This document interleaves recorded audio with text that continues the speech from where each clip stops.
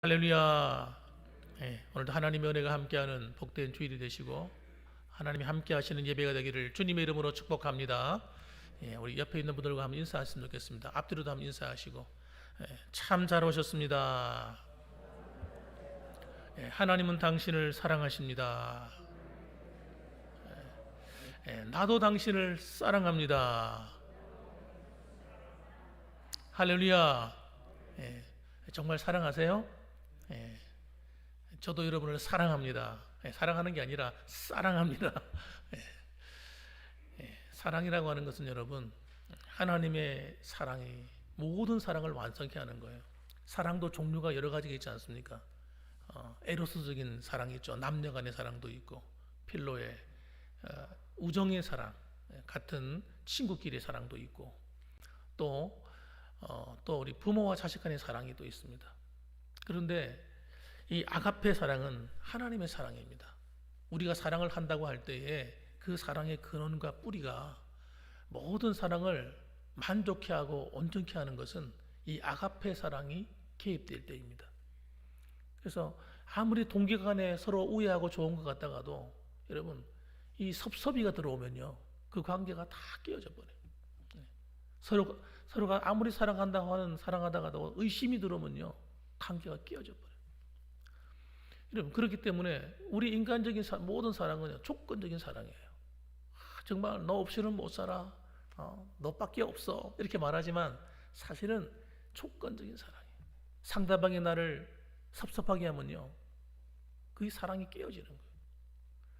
그러나 하나님의 사랑은요, 섭섭할 때도 그 섭섭함을 이기는 거예요. 의심도 이기는 거예요. 믿음과 신뢰로 이겨냅니다. 이 아가페 사랑이 들어가 버리면 희생과 용서의 사랑이거든요. 서로 부족함에 있어서 서로 시간에 실수를 해도 이 아가페 사랑, 하나님의 사랑으로 다 보듬어 버리면요, 그 어려운 관계 위기를 다 극복해내는 거예요. 부부와의 관계, 부모와 자식과의 관계, 친구들과의 관계 다 이겨내는 거예요. 그래서 여러분, 하나님의 사랑이 너무 중요한 거예요. 그래서 우리 교회에서 우리가 사랑한다 하는 말은 여러분, 그 사랑의 뿌리가 뭐라고요? 아가페 사랑인 거예요. 하나님의 사랑인 거예요. 하나님이 나를 사랑하신 것처럼 나도 사랑합니다. 이런 고백이 담겨 있는 겁니다. 그러니까 여러분, 다시 한번 사랑을 한번 고백해 봅시다. 그런 마음으로 한번 고백해 보세요. 하나님의 사랑으로 난 당신을 사랑합니다. 다시 해볼까요? 다시 한번 더 옆에 분들과 한번 인사 다시 한번 해봅시다. 또 앞뒤로 한번 인사하시고, 사랑합니다. 사랑합니다. 이 하나님의 사랑이 들어가야 순수한 사랑이 되는 거예요.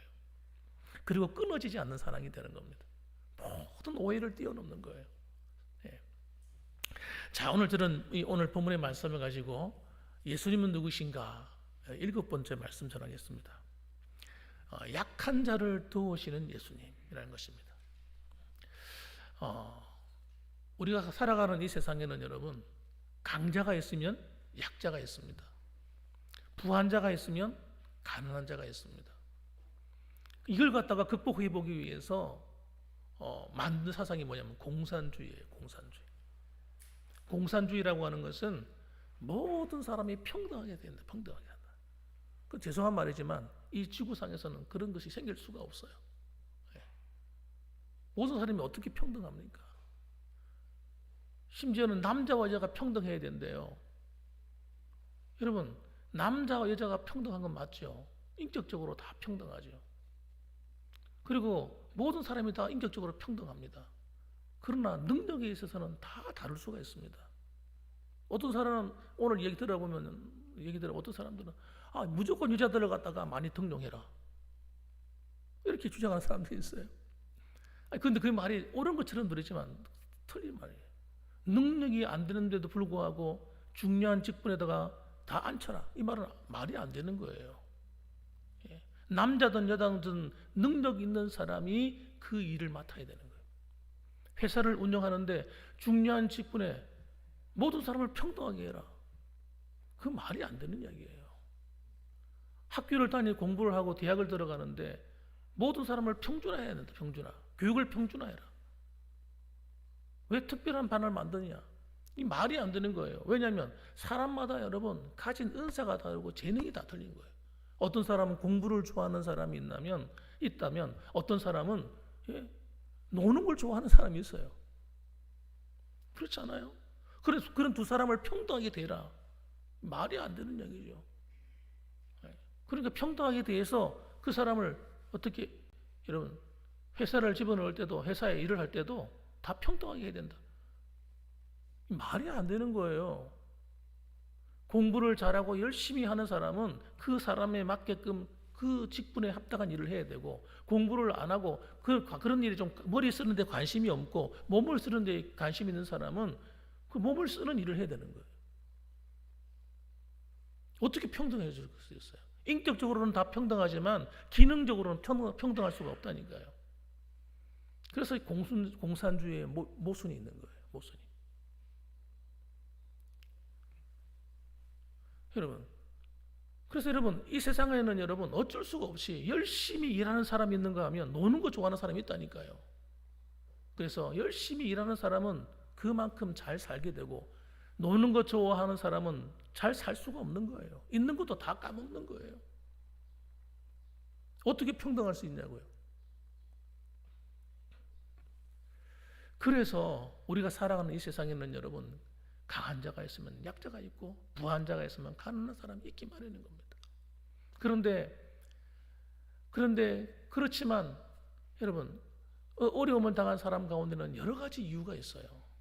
열심히 일을 안 해서 그런 것도 있지만 열심히 살아가려고 함에도 불구하고 불합리한 어려운 사건을 만나고 위기를 만나고 해서 그런 가난한 사람이 되고 약자가 된 사람도 있습니다. 그래서 하나님 마음은 어디 있냐면 약자에게 마음이 있다는 거예요. 약한 사람을 돌보신다는 거예요. 가난한 자를 긍휼히 여기신다는 거예요. 여러분, 우리 예를 들면 잘 사는 나라 하면 우리가 미국이 생각나잖아요. 세계 제일 강대국 중에 한 나라니까. 그 잘 사는 나라에 가면 가난한 사람이 없을까요? 있습니다. 뉴욕에 가면요, 뉴욕 뒷골목에 가면 여러분 가난한 사람들이 있어요. 구걸하는 사람이 있습니다. 우리나라가 참 많이 잘 살고 있지만 우리나라는 다 잘 삽니까? 아닙니다. 한쪽 그늘진 곳에는 여러분 어려운 사람이 있는 거예요. 그게 정상이에요.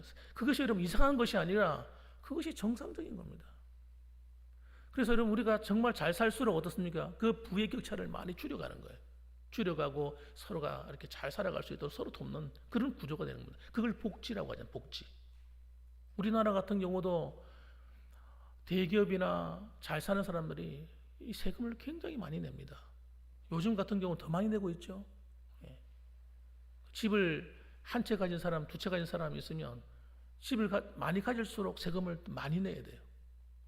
그럴 수밖에 없습니다. 그래서 그 세금을 많이 걷어들여서 나라가 이 부를 잘 분배해서 적당한 데 쓰는 거예요. 이게 복지예요. 이게 좀 민주주의가 들어가기 때문에 이런 일이 벌어지는 거예요. 이 기독교가 들어가면서 이런 일이 벌어지는 거예요. 그래서 왜냐하면 기독교의 정신이 뭐냐면 사랑이거든요. 사랑. 하나님의 눈길이 어디 있냐면 고아와 과부에 있다고 성경이 얘기하는 거예요. 그 고아와 과부라는 것은 여러분 고대 사회나 이런 옛날로 우리가 회귀할수록 여러분 남자 중심의 사회다 보니까 남자가 다 먹여 살리는 거예요. 그런데 남자가 갑자기 죽어버렸어. 그러면 아내 된 이 여인은 살아갈 길이 막막한 겁니다. 뭐 옛날처럼 우리 오늘날처럼 이렇게 어디 가든 돈을 벌 수 있는 이런 구조가 안 돼 있기 때문에 그런 사람들은 누가 도와줘야 되는 거예요. 하나님께서 도우라고 하나님의 성경에 율법에 기록을 해놨어요. 고아 같은 사람, 부모가 없으면 어떻게 살아요? 도와야 돼요. 오늘도 예수님은 여러분 이 땅에 오셔서 주님께서 하셨던 모든 그분의 흔적을 쫓아가 보면 그분은 약자들과 함께 하셨어요. 가난한 사람, 병든 사람, 심지어는 버림받은 창기 같은 여자들, 그런 사람들을 챙기셨어요. 주님의 마음이 낮은 곳에 있는 거예요. 그럼 교회는 여러분, 교회는 어디에 마음이 있어야 되겠습니까? 낮은 곳에 마음이 있어야 되는 거예요. 오늘도 문을 열고 탁 들어올 때 우리 이 소보 지역이나 이런 군위 지역이 아주 막 군의원이나 뭐 이렇게 돈 잘 사는 부자나 이런 사람이 들어오면 아이고 오셨습니까? 반갑습니다 하고 인사. 그런데 남루한 사람, 옷이 다 떨어져 가지고 막 몸에서 냄새 나는 사람, 막 이런 사람이 들어오면 그럼 어떻게 대하실래요? 아마 쫓아낼 확률도 꽤 있을 거예요. 오늘날 교회들이 왜 이렇게 예배 방해하지 마세요. 미안하죠. 좀 저기 밖으로 나가주세요.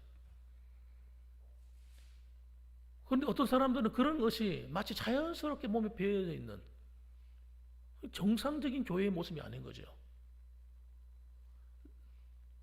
우리에게 잘 순응하고 따라주는 사람만 사랑하고 그렇지 않은 사람은 배척해버리고 이건 여러분 잘못된 거예요. 그런데 이런 잘못된 사상을 누가 가지고 있었느냐? 예수님 당시에 바리새인들이나 서기관들이나 하는 이 종교 지도자들이 그런 정신을 갖고 있었던 거예요. 그러니까 여러분 그들의 생각과 마음이 하나님 마음과 안 맞는 거예요. 안 맞아. 안 맞으니까 어떻게 돼요? 예수님도 버리는 거예요. 자, 좀 더 진지하게 한 번 더 본문의 말씀을 통해서 살펴보면 여러분 어떻게 우리가 도와야 되는가? 왜 도와야 되는가 하는 거예요. 첫 번째 왜 도와야 됩니까? 하나님의 뜻입니다. 우리 교회가 어려운 사람들을 도와야 되는 이유는 하나님의 뜻이기 때문이에요. 잠언서 14장 31절 말씀 보면 이렇게 말합니다. 가난한 사람을 학대하는 자는 그를 지으신 이를 멸시하는 자요. 어렵고 가난한 사람을 학대하는 사람이 있어요. 왜? 자기보다 못하다고, 많이 못 배웠다고, 좀 가난하다고 함부로 대하는 거예요. 돈이 많으면 그게 자기 인격인 줄 알고, 자기가 좀 많이 배웠으면 자기가 좀 대단한 사람인 줄 알고, 그렇지 못한 사람을 이렇게 알로 깔고 보는 거예요. 여러분, 그것이 하나님을 미워하는 겁니다. 하나님이 그를 지으신 하나님을 멸시하는 거예요. 궁핍한 사람을 불쌍히 여기는 자는 주를 공경하는 자니라. 그런 어려운 사람을 돌보는 사람이 하나님을 공경하는 것이다. 마태복음 25장 40절 말씀 보면 이렇게 얘기해요. 임금이 대답하여 이르되 내가 진실로 너희에게 이르노니 너희가 여기 내 형제 중에 지극히 작은 자 하나에게 한 것이 곧 내게 한 것이니라. 하나님의 마음이 어디 있다는 거예요. 우리가 만나는 어려움 당한 사람을 우리가 돕거나 그들을 배려해서 섬길 때에 그 섬김을 누가 받는다는 거예요? 하나님이 받으신다는 거예요. 하나님이 기뻐한다는 거예요. 여러분이 살아오면서 어려운 사람을 돕고 또 섬기는 분들이 많이 계실 거예요. 너무너무 잘하신 거예요. 여러분의 그 섬김이 남을 도우신 것이 하나님께 한 겁니다.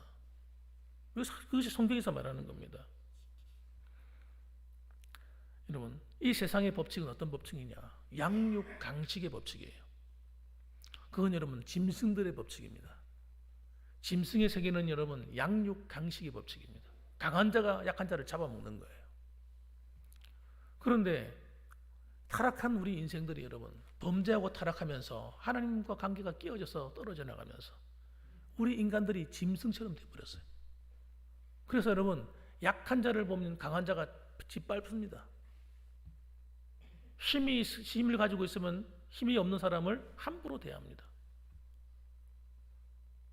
여러분 이 사회가 여러분 타락한 사회일수록 그것이 그 논리가 갈수록 강해지는 거예요. 그건 여러분 하나님이 원하는 사회가 아니고 하나님이 기뻐하시는 모습도 아닙니다. 그건 병든 사회죠. 병든 사회. 그래서 이 양육 강식의 시대는 여러분 시대는 예수님이 오시면서 이것이 철폐되는 거예요. 그래서 그걸 보면 예수님이 오셔서 만드시는 천년왕국에 대한 이야기를 들어보면 주님께서 어떻게 소개하고 있냐면 이렇게 소개합니다. 양과 사자가 함께 놀아요. 양과 사자가 어떻게 함께 놉니까? 사자가 양을 잡아먹어야지. 그리고 아이들이 뱀의 굴에 손을 집어넣는데 뱀이 물질 않아요. 공존하는 거예요. 공존. 서로를 물고 뜯고 서로가 지배하고 이런 게 없는 거예요. 함께 사는 거예요. 그것이 이사야에서 예언하고 있는 모습입니다. 아이들이 뱀에굴에 손을 넣고 장난칠 수 있습니까? 큰일 나죠. 부모들이 만일 봤다 그러면 이야 큰일 났다 막 아이를 건져낸다고 바쁠 거예요. 그래서 교회는 무엇입니까? 교회는 바로 그 예수님을 만나서 하나님의 자녀가 된 교회는 그런 일들이 일어나야 되는 거예요. 이게 정상적인 거라는 거예요. 약한 자가 와서 평안히 함께 예배를 드릴 수 있고 찬송을 하고 또 함께 교제할 수 있는 거예요. 누가복음 6장 32절 말씀 보면 그래서 기도에 대한 이야기를 하면서 우리 예수님께서 이렇게 얘기합니다. 남에게 대접을 받고자 하는 대로 너희도 남을 대접하라. 너희가 만일 너희를 사랑하는 자만 사랑하면 칭찬받을 것이 무엇이냐? 죄인들도 사랑하는 자를 사랑하느니라. 그러니까 남에게 대접하는 것, 내가 먼저 남을 섬기는 것, 이것이 뭐라고요? 하나님의 교회의 삶의 원리라는 겁니다. 그래서 사랑할 만한 자를 사랑하는 것, 이건 세상의 원리입니다. 나한테 잘하는 사람 내가 좋아하고 나를 미워하는 사람 나도 함께 미워하고, 이건 세상이 하는 원리고 교회는 그러면 안 된다는 거예요. 교회는 나를 힘들게 하고 나를 미워하고 나를 이해해 주지 않아도 그 사람에 대해서 어떻게 해요? 참아주고 인내해주고 용서할 수 있어야 된다는 거예요. 이게 사랑이라는 겁니다. 교회는 그 사랑이 살아있어야 돼요. 교회에 왔는데 세상과 똑같아. 찬바람이 쌩쌩 불어. 서로가 막 견제를 하고 있어. 마음에 악독을 품고 용서하지 않고 갚아주려고 그러고, 저 사람이 한마디 하면 앉으려고 그러고, 그러면 여러분 그거는 교회가 아닌 거예요. 세상이지. 그리고 예수를 믿는다고 하는 건 여러분 무엇이냐? 여러분 이 예수를 믿는다면 전부 다 구원받고 천국 가는 것만 생각하는 거예요. 예수를 믿는 건 구원받고 천국 가는 것은 결론적인 이야기고, 여러분 구원받은 우리 성도의 삶이 따라야 그것이 하나님 기뻐하는 것이에요. 그 천국이 어디부터 이루어지는 겁니까? 예수를 믿은 성도의 삶으로부터 천국이 이루어져야 되는 겁니다.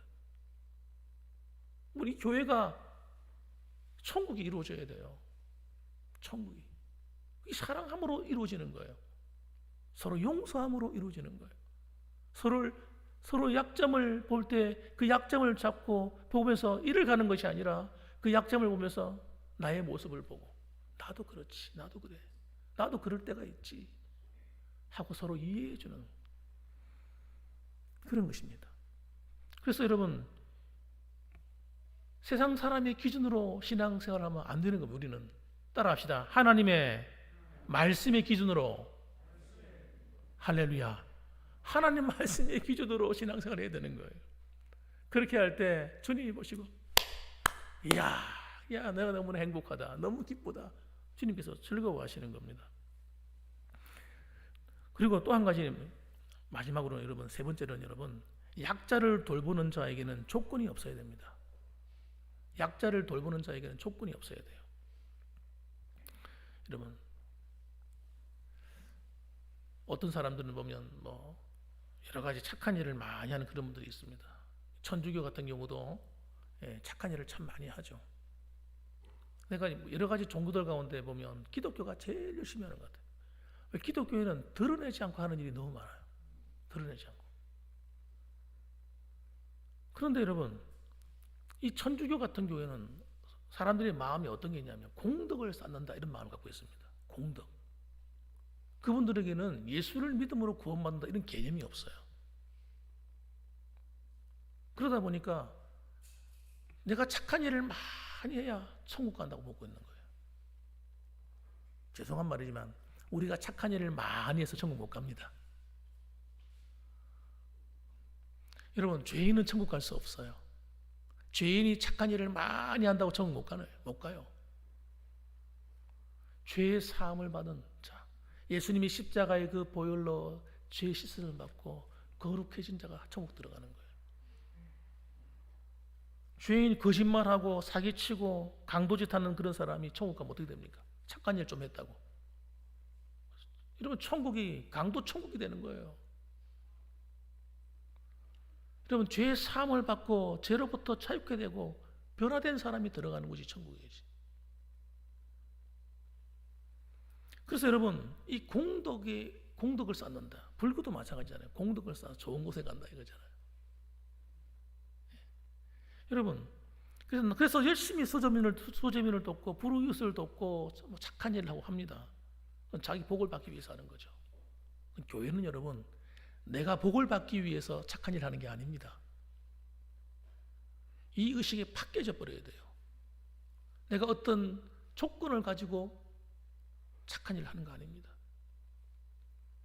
우리가 하는 것은요, 감사해서 하는 거예요. 감사해서. 하나님이 나 같은 죄인을 사랑해 주시고 나를 구원해 주신 것 너무나 감사해서 내가 교회도 섬기고 봉사도 하고 남을 돕기도 하는 것이지, 내가 천국 가기 위해서 하는 거 아닙니다. 이런 구원받았기 때문에 하는 거예요. 감사해서 하는 거죠. 그래서 주님께서는 뭐라고 말씀하시냐? 착한 일을 하고 약한 자를 돕는 것을 조건을 이렇게 내거셨어요. 너희가 거저 받았으니 거저 주어라. 너희가 하나님으로부터 거저 구원을 받았으니, 거저 사랑을 받았으니 너희도 사랑을 나누어 주라는 거예요. 조건을 걸지 말라는 거예요. 저 사람이 나한테 똑바로 하면 내가 도와주지, 날 섭섭하게 해서 나도 너 안 도와줘. 이게 아니라는 거예요. 이런 논리가 조건적인 논리가 아니라는 거예요. 네가 내가 어려울 때 도와줬으니까 나도 네 어려울 때 도와줄게. 이게 아니라는 거예요. 이건 돈 내기.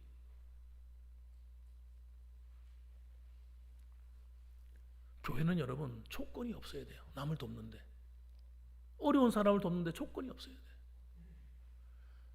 이 조건적인 사랑이 들어가는 순간 그 사랑이 썩는 거예요. 부패하는 겁니다. 냄새가 나는 겁니다. 주님이 우리를 위해서 이 땅에 우리를 구원하러 오실 때 우리가 하나님께 뭘 잘해서 하나님께 뭐 도움이 되고자 해서 그분이 우리를 구원한 게 아니잖아요.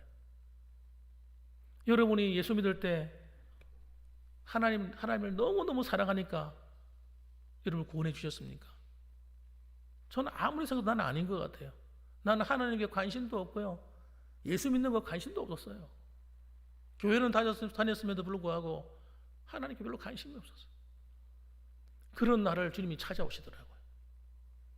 그런 나를 하나님이 사랑해 주시더라고요.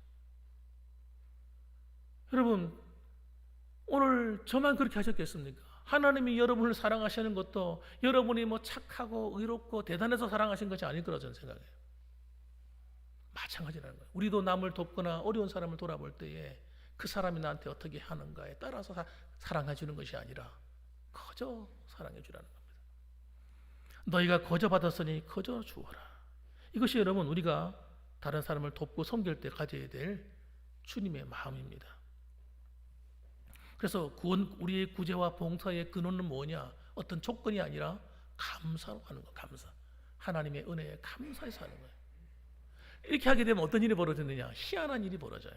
어떤 일이 벌어지냐? 내 마음에 기쁨이 넘쳐요. 기쁨이 넘쳐. 남을 도와주는데 기쁨이 넘쳐. 내 돈이 희생해서 여러분 손해보는데 기쁨이 넘쳐. 나도 피곤하고 시간이 없는데 남을 돕고 어려운 사람을 도와주고 교회를 섬기는데 기쁨이 넘쳐. 희한한 일이죠. 내가 손해보고 기쁜 일은 여러분, 이런 일밖에 없어요. 조건이 들어가는 순간 여러분, 그때부터 마음이 불편해지기 시작하는 거예요. 여러분. 사랑하는 성도 여러분, 우리가 대가를 바라고 일을 하게 되면 여러분, 그때부터 우리는 시험에 들게 됩니다. 열심히 구제하고 열심히 봉사했는데 하나님 나를 왜 축복해 주지 않으시지? 내가 열심히 하는데 목사님 나를 왜 그렇게 대하는 거예요? 내가 열심히 하는데 장모님이 왜 그래? 권사님 왜 그래요? 집사님 왜 그래요? 여러분, 조건적이고 여러분 대가를 바라게 되면 여러분, 우리는 시험에 들게 돼요. 그때부터 정상적인 신앙이 안 되는 거예요. 하나님을 열심히 섬겼어요. 열심히 주님을 위해서 봉사하고 섬겼어요. 그런데 내 하는 일이 잘 안 돼. 그럼 시험 든다니까요. 예수 믿어도 소용없는 것 같아. 이런다니까요. 여러분, 아니에요. 여러분, 우리는 어떤 조건으로 사랑하고 조건으로 섬기고 조건으로 남을 도와주는 게 아닙니다. 조건을 가지고 봉사하는 게 아닙니다. 우리는 기쁨으로 나를 구원하신 하나님의 사랑에 감사해서 기쁨으로 내가 희생해 주는 거예요. 내가 섬겨주는 거예요. 내가 돕는 거예요. 기뻐서. 기쁨이 들어갈 때, 여러분, 감사가 들어갈 때, 여러분, 우리는 어떤 시험도 이깁니다. 어떤 어려움도 이기게 돼요. 그 연단을 거치고 승리하게 돼요. 그 믿음의 승리가 거기서 나오는 거예요, 여러분. 12절 말씀 보면 이렇게 얘기합니다. 또 자기를 청한 자에게 이르시되 네가 점심이나 저녁이나 베풀거든 벗이나 형제나 친척이나 부한 이웃을 청하지 말라. 두렵건대 그 사람이 너를 도로 청하여 내게 갚음이 될까 하노라. 어떤 선을 베풀 때 어떻게 하라는 거예요? 자기를 그 선을 베푼 것을 갚아줄 사람에게 선을 베푸지 말라는 거예요. 왜? 내가 열심히 착한 일을 했는데 다른 사람이 다 갚아줘 버려. 그럼 내가 받을 상이 없다는 거예요. 그 선한 일이 아니라는 거예요. 여러분, 정말 내가 아무리 사랑을 베풀어줘도 그 사람이 나한테 갚을 것이 없는 사람, 그런 힘이 없는 사람, 그런 사람을 도와주라는 거예요. 그러면 하나님께서 갚아준다는 거예요. 그래서 여러분, 그 하나님을 섬기는 그 사랑의 동기가, 헌신의 동기가, 여러분, 어떤 이득을 목적으로 하면 안 된다. 내가 뭘 대가를 바라고 하는 그런 마음이 나도 모르게 들어온다는 거예요. 그래서 내가 열심히 사랑해줬는데 저 사람이 날 왜 이렇게 돼? 그래가 관계를 끊어버린 사람이 있어요. 어떤 사람은 심지어는. 왜? 조건적이기 때문에 그런 겁니다. 그럼 하늘에 상이 없어. 이득이 없지만 내가 손해를 보지만 하는 거예요. 그래야 하늘에 상이 있는 겁니다. 그래야 하나님께 영광이 되는 거예요. 그래야 시험 들지 않는 거예요, 여러분. 조건이 없이. 그리고 갈라디아 6장에 보게 되면 먼저 다른 사람이 하면 따라 하는 거 보고 나도 할까? 그게 아니라 내가 자원하는 마음으로 먼저 하는 거예요. 먼저 믿음의 가정들에게 할지니라. 그래서 여러분, 이 사랑은 어디부터 베풀어야 됩니까? 우리 예수 믿는 성도들의 가정부터 시작돼야 돼요. 우리 교회 안에 보면 어려운 사람들이 있으면 그 어려운 사람들을 우리가 돌봐야 됩니다. 나라에서 돌보겠지? 아닙니다, 여러분. 또 누가 이렇게 돕겠지? 친척들이 돕겠지? 아니요. 우리가 해야 돼요, 우리가 찾아보고 돌아보고 도와줄 게 있으면 우리가 도와주고. 그래서 교회 안에는 여러분, 우리 자체가 같이 한 가족이 되어가지고 서로 섬겨주고 도와주는 공동체가 되어야 됩니다. 그게 첫 번째예요. 그래서 갈라디아서 6장 보면 뭐라고 말하면 너희가 먼저 믿음의 가정들에게 할지니라. 착한 일을 믿음의 가정들부터 해야 돼요. 손해보는 일을 믿음의 가정들부터 해야 됩니다. 서로 믿음의 형제들 간에 하셔야 돼요. 우리 성도들 간에 하셔야 돼요. 그 다음에 우리 이웃입니다. 이웃 가운데 교회 어떤 경조사가 일어난다든지 무슨 일이 벌어지면 저한테도 보고를 해주셔야 돼요. 제가 모르면 안 돼요. 동네에서 어떤 가정에 무슨 일이 일어나는데, 결혼을 한다든지 일어나는데 제가 목사가 모르고 있으면 안 됩니다. 이야기해 주셔야 돼요. 나도 한번 찾아가야 돼요, 그런 분들한테. 어려움을 당했어요. 그럼 찾아가야죠. 만나야죠. 도와줘야죠. 우리 이웃이 예수 안 믿는다 그래가지고 여러분, 우리가 가만히 내버려두면 안 되는 겁니다. 교회가 다 찾아가서 도와주고 돌아봐 줘야 돼요. 그게 복음이에요. 그게 전도가 일어나는 거예요. 여러분, 사랑을 받아야 전도가 일어납니다. 또 뿐만 아니라 이 서부 지역에 있는 사람들과 우리 직장에서 만나는 사람들, 또 함께 농사일이나 여러 가지 일하면서 만나는 모든 사람들에게 여러분, 사랑이 나눠져야 됩니다. 하나님이 영광 받으시는 거예요. 기뻐하시는 겁니다. 그리고 마지막 세 번째가 뭐냐면, 약한 자를 먼저 생각하는 것은 하늘의 상이 됩니다. 이거 13절 말씀 보십시다. 13절 말씀, 14절 말씀 제가 한번 읽어볼게요. 잔치를 베풀거든 차라리 가난한 자들과 몸 불편한 자들과 저는 자들과 맹인들을 청하라. 그리하면 그들이 갚을 것이 없으므로 네게 복이 되리니 이는 의인들이 부활 시에 네가 갚음을 받겠음이라 하시더라. 이 의인들의 부활시라고 하는 것은 우리가 천국에 들어가서 얘기를 하는 겁니다. 여러분, 그때 하나님이 갚아준다는 거예요. 그런데 저는요, 깨달은 게 뭐냐면 하나님께서 갚아주는 그 우리가 남을 섬기고 했을 때 갚아주는 것이 내세에서만 갚아주는 게 아니더라고요. 우리가 살아가는 삶 가운데 하나님 또 갚아주시더라고요. 예. 여러분, 약자를 돌보는 것은 기독교 정신입니다. 하나님이 성경적인 생각이에요. 하나님의 마음이에요. 그 하나님과 마음이 맞기 때문에 하나님은 그런 사람들에게 그냥 두실 수가 없어요. 더 하라고 막 하나님 도울 수밖에 없어요.